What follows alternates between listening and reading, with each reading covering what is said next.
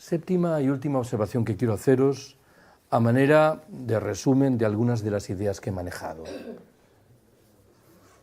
Primera de mis conclusiones. Hay un concepto que merece la pena examinar porque plantea una respuesta a una diatriba que con cierta frecuencia se dirige al mundo libertario y que no está exenta de motivaciones. La diatriba viene a decir más o menos lo siguiente: vosotros los libertarios sois muy sagaces a la hora de criticar el orden existente, pero demostráis en cambio menores capacidades cuando se trata de articular una sociedad paralela que demuestre su eficiencia, su capacidad frente a la lógica del sistema imperante. Creo que esta crítica plantea un problema real. Nuestros abuelos y bisabuelos, anarquistas y anarcosindicalistas, manejaban un concepto que fue cayendo con el paso del tiempo en desuso, tal vez porque algunos de sus significados eran un poco abstrusos. Me refiero a eso de la propaganda por el hecho. ¿Qué es lo que yo interpreto que nos querían decir? Nos estaban diciendo: organizar actos como este está bien, publicar revistas está bien, editar libros está bien, convocar manifestaciones está bien, pero aquello a lo que tenemos que dedicar el grueso de nuestra energía es a construir una sociedad paralela, lejos del capitalismo y de sus reglas. Si somos capaces de construirla, tendremos, a través de los hechos, una maquinaria de propaganda infinitamente más valerosa, más valiosa que la que surge de nuestros procedimientos de comunicación tradicionales.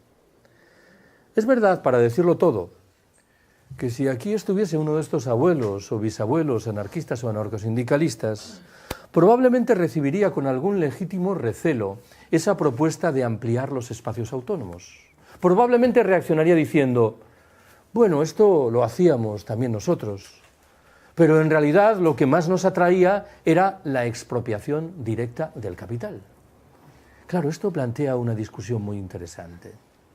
He sostenido muchas veces que, a mi entender, el momento simbólicamente más glorioso de la historia española del siglo XX es cuando en un pequeño pueblo de Aragón los anarquistas locales, o quienes fueran, que poco me importa, deciden declarar el comunismo libertario.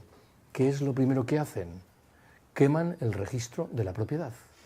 No había ni trampa ni cartón. ¿Qué ha sucedido? Bueno, con toda evidencia, que hemos ido retrocediendo de manera manifiesta en nuestras capacidades de acción y que hoy no estamos en condiciones de hacer eso, con lo cual tenemos que contentarnos con proyectos que sabemos no nos satisfacen a título provisional en plenitud.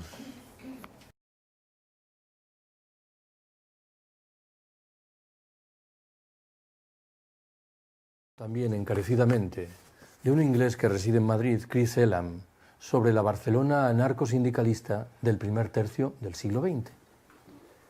Demuestra que ahí existían esos espacios de autonomía, en la forma, por ejemplo, de barrios enteros en los cuales la Guardia Civil no se atrevía a entrar. Y demuestra también que muchas de las técnicas de movilización que creemos haber inventado en los últimos años las aplicaban orgullosamente nuestros abuelos. Por ejemplo, los scratches contra los propietarios de vivienda que aplicaban condiciones abusivas de lucro, de usura, en los alquileres que desplegaban. Segunda de mis conclusiones. Debo confesaros que me encuentro inmerso desde hace un tiempo en una lucha sin cuartel contra los argumentos realistas. Cuando alguien me dice: es que eso que estás proponiendo no es realista, frunzo inmediatamente el ceño.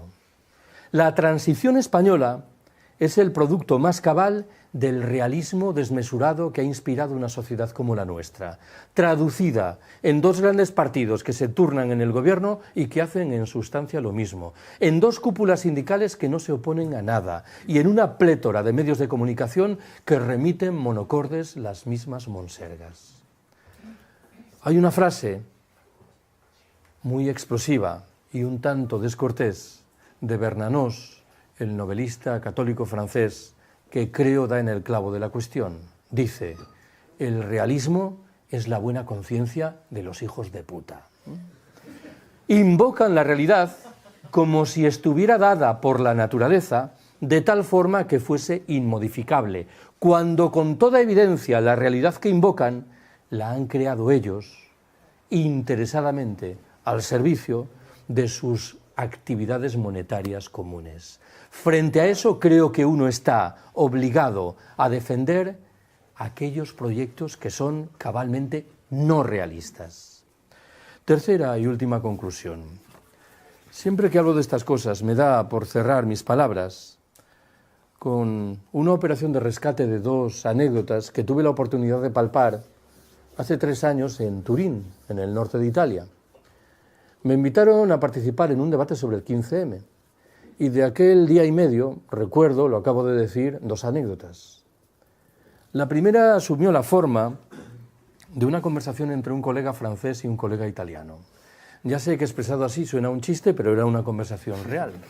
El francés le dijo al italiano: yo a vosotros, los italianos, no os comprendo. A los varones italianos, que presumís de vuestra condición de don Juanes, de seductores, pero que luego admiráis, o al menos votáis, a un personaje infecto, como Berlusconi, que paga prostitutas para sus fiestas nocturnas. El italiano, muy tranquilo, no negó la mayor. Dijo: es verdad, muchos de mis compatriotas admiran o al menos votan a Berlusconi, pero no es por lo que tú acabas de decir. ¿Cómo que no es por lo que yo acabo de decir? Lo admiran porque paga a las prostitutas con dinero público. El debate, inmediatamente os percataréis, refleja un cambio de sentido de la discusión de los valores y de los conceptos. Lo segundo que recuerdo es que en las calles del centro de Turín había carteles de publicidad de una revista humorística italiana. El titular principal decía: el Estado y la mafia se separan. Y a continuación se recogía una declaración de un dirigente mafioso que afirmaba: estaban arruinando nuestra reputación. Gracias por haberme escuchado.